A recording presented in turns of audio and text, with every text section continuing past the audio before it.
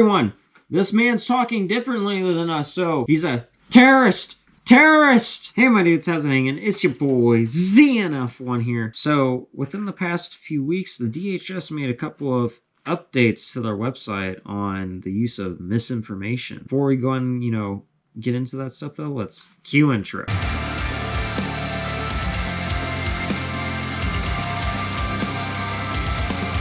Alrighty, so today we're going to talk about censorship, misinformation, and terrorism. In the past couple weeks, the DHS made some peculiarly interesting changes to their website definition of terrorism. Now, half the things you say can be labeled as misinformation if they even slightly differ from that of the mainstream's narrative. Take it like this: something is said, then it gets labeled as misinformation, and now it's even going to the extreme of being listed as a form of terrorism. So just to get this straight, just speaking something even remotely different than that of the mainstream narratives and the government, etc., can be labeled as a form of terrorism or the start of it. Kind of fucked up, isn't it?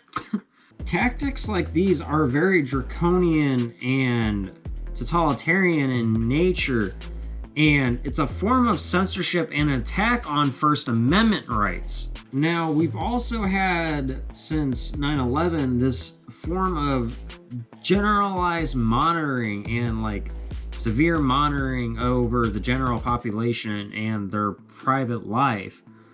After it was just supposed to be used for emergency powers temporarily, but it transformed into an all-the-time power that the government could use. And that's kind of how it goes a lot of times with these emergency powers. They end up continuing to stay. It's not really something new for a lot of you to mention the fact that the United States and several other countries in the world are in a sort of surveillance kind of state where people's conversations and everything else are monitored, which really messed up. Like, if you show suspicion and, probable cause for somebody to think that you're doing something suspicious, then they go about, get a warrant, all that stuff, and search. That's fine. But you can have access to somebody's conversation from several years ago and you don't even need a warrant for that.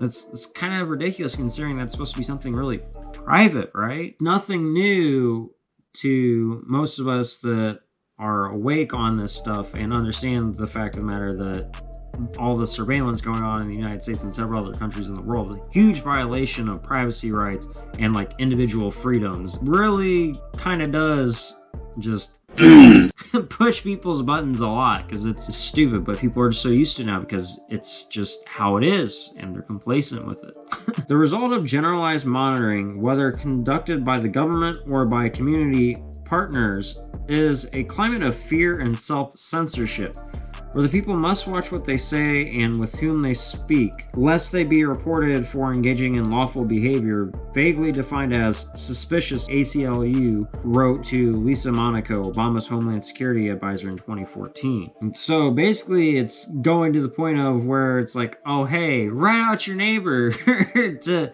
the almighty power, kind of like fucking Hunger Games type shit.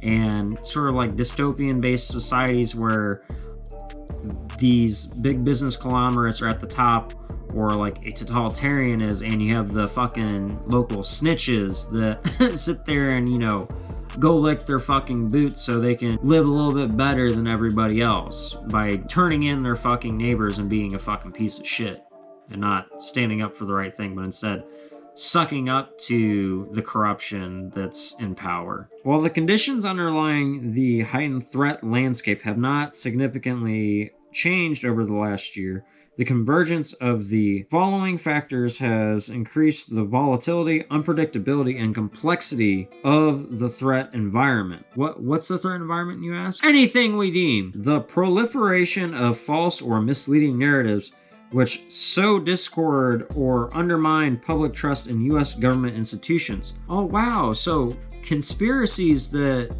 actually can prove true can be labeled as terrorism now. So if you sit there and say the lab leak theory, for instance, JFK's assassination was an inside job, or 9/11, and you gain any sort of traction, you can be labeled a terrorist now. Woo!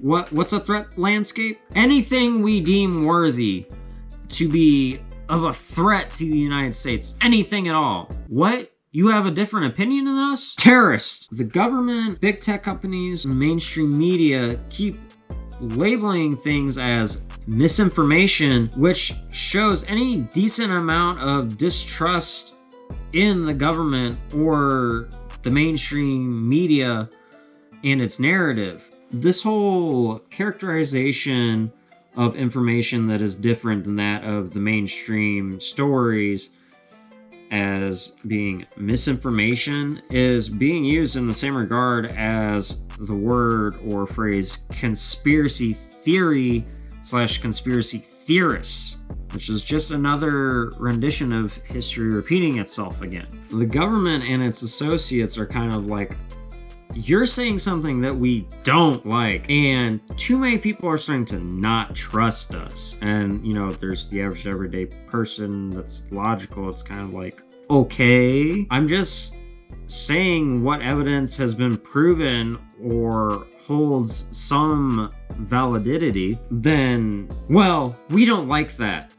And since that's the case, that's a start of terrorism. So that means that you're a terrorist now. But it's proven to be somewhat valid. Terrorist, but what about this thing that happened that proves that it could be wrong? Terrorist! So I'm disagreeing with you, and that makes me... Everyone, this man's talking differently than us, so he's a terrorist! Terrorist! Now, maybe all these issues going on would be solved if they would simply, I don't know, try actually talking to people, and attempting to help meet their material needs. Oh man.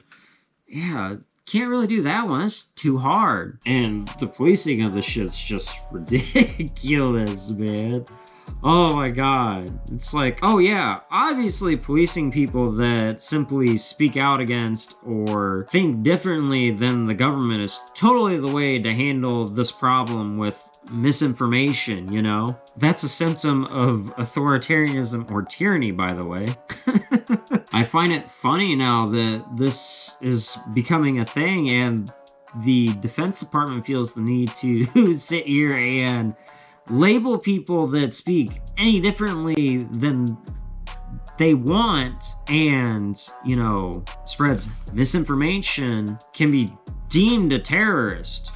It's not like, I don't know, misinformation will just get stomped out on its own naturally, and the truth will prevail. Oh wait, no, the truth never just reaches light at all. It just always has to be told to us. We always have to be told what the truth is. Can't ever just find it out for ourselves, That's not a thing people do anymore. The lab theory's actually got some validity to it now. Terrorist! Joe Rogan? Terrorist! The JFK assassination was an inside job, maybe? Oh, terrorist! Kind of messed up, because the fact of the matter is, since 2016 at least, they've been trying to strip away our protesting rights. You can simply get arrested and be convicted of a felony for participating in a protest in some states that disturbs the usual atmosphere of a select area or vice versa. It's like, yes, protesting's supposed to disrupt it. It's supposed to bring attention to it to fix the problem.